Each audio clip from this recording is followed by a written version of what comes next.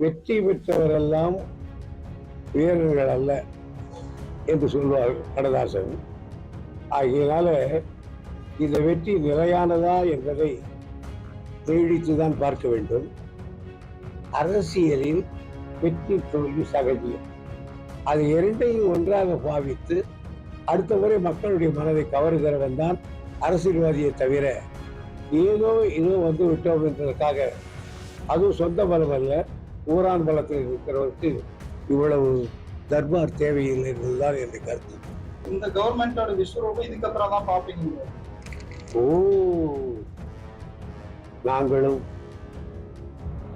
பெருந்தலைவர் காமராஜர் விஸ்வரூபத்தை பார்த்திருக்கிறோம், பெருந்தலைவர் முதலமைச்சர் விஸ்வரூபத்தை பார்த்திருக்கிறோம், எல்லாம் வல்லவனாக காட்சியளித்த எம்ஜிஆருடைய விஸ்வரூபத்தை பார்த்திருக்கிறோம், ஜெயலலிதாவின் விஸ்வரூபத்தை பார்த்திருக்கிறோம். இவர் எம்மாத்திரம் என்பதையும் பார்க்கிறோம். தமிழ்நாட்டுல எல்லாமே சேஞ்ச் ஆயிடுச்சு. உங்க நகையையும் சேஞ்ச் பண்ணுங்க. உங்க பழைய நகைக்கு கிராமுக்கு 150 ரூபாய் கூடுதலா வாங்கி புது நகை எடுத்துக்கோங்க. அதே கம்மி சேதாரம் தான் உங்க லலிதால மட்டும்தான். ஆச்சி மசாலா, எந்த சமையலும் ருசி தேடும் ரகசியம் 20 ரூபாய். ஒரு முதலமைச்சர் ஸ்தானத்துக்கு இருந்தவருக்கு பேச்சிலே ஒரு கண்ணியம் இருக்க வேண்டும். எதிர்கட்சிகளையும் அரவணைக்கின்ற அல்லது அனுசரணியான ஒரு பேச்சு பேசுவதுதான் இதுவரையிலே முதலமைச்சர்கள் பேசியதை நான் கேட்டிருக்கிறேன். ஆனால் பட்டாக்குட்டி கத்தாக்குட்டி சமாச்சாரங்களைப் போல எடுத்தேன் கவிழ்த்தேன் என்று பேசுவது அவருக்கு உரையல்ல. வெற்றி பெற்றவரெல்லாம் வீரர்கள் அல்ல என்று சொல்வார் கண்ணதாசன். ஆகையினால இந்த வெற்றி நிலையானதா என்பதை நீடித்துதான் பார்க்க வேண்டும்.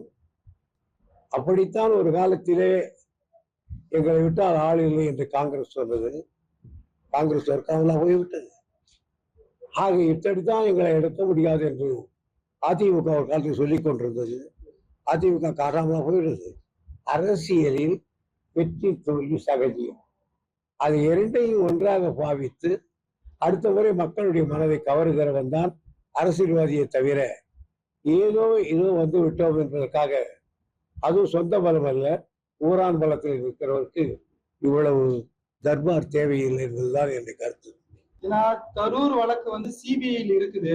இன்னைக்கு திமுகவும் ரீசெண்டா ஒரு பெட்டிஷன் போட்டிருந்தாங்க. இன்னைக்கு கூட்டத்துல முழுக்க வந்து கரூர் சம்பவத்துக்கு காரணம் திமுக தான், அவங்கதான் திட்டம் போட்டு இதை செஞ்சாங்க அப்படின்றது தொடர்ச்சியான ஒரு குற்றச்சாட்டை வைக்கிறாரு. அதுதான் செய்தி விசாரிச்சுக்கிட்டு இருக்கான். திமுகவா அல்லது அந்த கட்சி பேர் காவியக்காவா என்பதை நிறைவு செய்யும். என் மேல பழிய போட்டாங்கன்னு தான் தொடர்ச்சியா சொல்றேன். இதுவரையில் அவர் மீதுதான் பழி இருக்கு. அதே போல சட்டசபையில இருக்கிற எல்லா டோரையுமே க்ளோஸ் பண்ணுங்க. இதுக்கப்புறம் யாருமே உள்ள வர முடியாத அளவுக்கு சபாநாயகர் எல்லா இதுவுமே க்ளோஸ் பண்ணுங்க. நாங்க பேச ஆரம்பிச்ச உடனே எழுந்து வெளியே போறாங்க, அந்த கருத்துக்களை அவங்களுக்கு கேட்கிற மனப்பான்மை கூட இல்லை அப்படின்னு தொடர்ந்து இன்னைக்கு ஸ்பீச் ஃபுல்லாவே திமுகவை தாக்கி தான் பேசியிருக்காரு. அதே போல என்னுடைய விஸ்வரூபம் இதுக்கப்புறம் வேற மாதிரி இருக்குன்றாரு. சபையிலிருந்து எதிர்கட்சிகள் வெளியேறுவது அவருடைய உரிமை. எந்த சபாநாயகருக்கும் கதவை மூடிவிட்டு வெளியேற முடியாது என்று தடுத்து விட முடியாது. ஆக இவருக்கு முதலமைச்சருடைய அதிகாரம் தெரியவில்லை, சபாநாயகருடைய அதிகாரம் தெரியவில்லை. என்ன சொல்றாரு, விஸ்வரூபம் வேற மாதிரி பாப்பீங்க. இந்த கவர்மெண்டோட விஸ்வரூபம் இதுக்கப்புறம் தான் பாப்பீங்க. ஓ,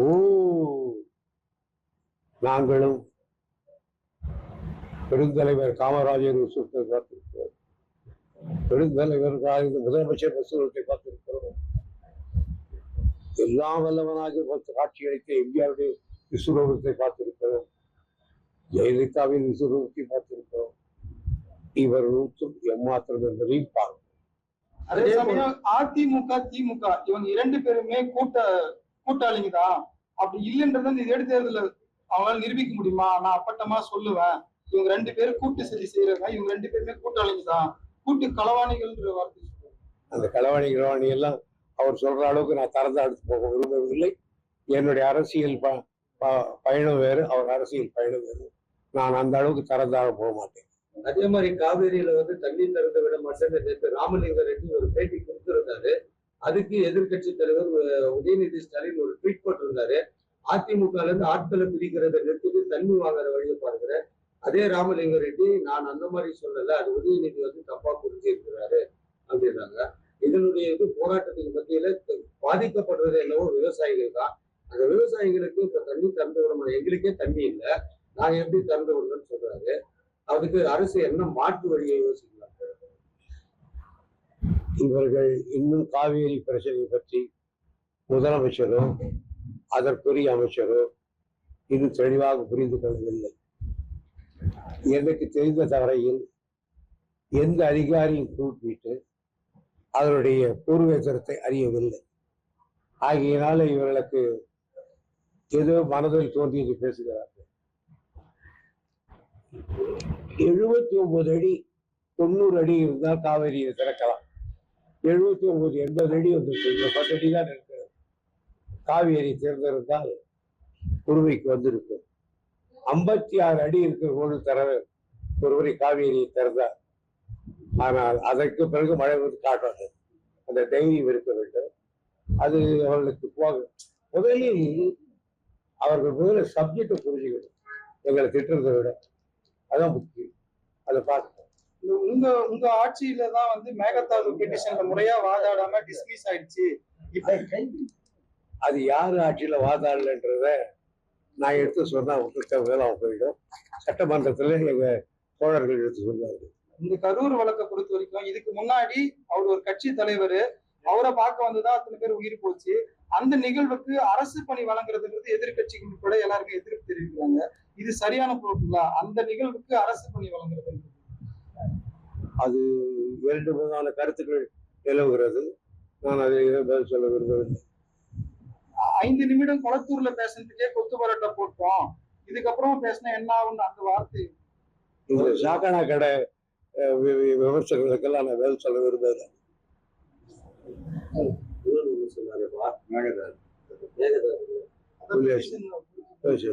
தமிழ்நாட்டுல எல்லாமே சேஞ்ச் ஆயிடுச்சு. உங்க நகையையும் சேஞ்ச் பண்ணுங்க. உங்க பழைய நகைக்கு கிராமுக்கு 150 ரூபாய் கூடுதலா வாங்கி புது நகை எடுத்துக்கோங்க.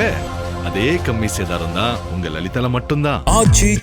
எந்த சமையலும் ருசி தேடும் ரகசியம் 20 ரூபாய்.